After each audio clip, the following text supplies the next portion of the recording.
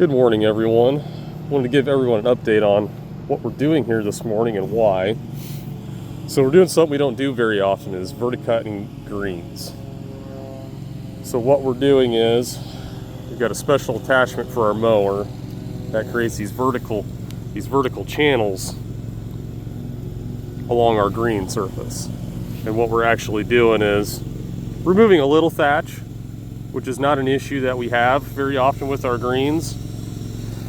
But we remove a little thatch, which helps with firmness of greens and ball speed. But our main goal with this is to create these channels in which the bent grass will grow and heal along. So it's almost vertical pruning of the bent grass. The bent grass likes to grow laterally across the surface. What this is doing is trimming that lateral growth, will help promote new growth. But there are many areas on our greens, especially where we have a lot of POA, like here for example, where you get these thinner areas. Now these channels will now allow that bent grass to be able to spread a little bit better. They'll want to spread along that channel, help that bent grass to heal, and take over for where that POA burnout. So along with this process, besides making a mess on our greens, once our assistant painting here is done, we've got a team of individuals who will come and blow all these clippings off the greens, and then we'll follow it with the greens mower, which I can take you and show you that over here.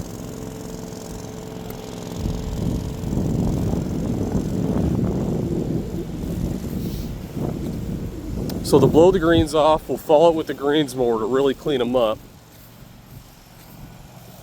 And essentially it's done after that. However, we're also going to take this opportunity to top dress our greens with sand. And that'll kind of help fill in some of these channels. It's going to be really hard to get sand in some of that. But where we do have some thinner bare areas,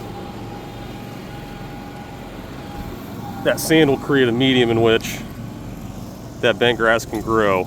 Verticut helps break up some of this crusty layer we get when grass dies and gets matted. That sand will kind of help break that out, but also give more of a better medium for that bent grass to spread, as well as help kind of fill in some uneven spots, ball marks. So overall, we should expect these greens to play a little firmer and faster. Let's see, it's not a practice we have to do too often because it can be a little disruptive.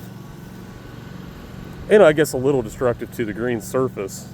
But because we don't typically deal with thatch issues, we don't have to do this practice too often. In fact, we're really not removing much thatch. We do virtually have none on these greens. But just even walking on them, they feel nice and firm. But the end goal, like I said, is to help these greens heal in a little bit better. Kind of help fill in some of these bare spots. Now, last Friday we threw a little extra fertilizer, juice these things up, so we should hopefully see these things look really good and play really good till the end of the season, till time to aerify in the fall.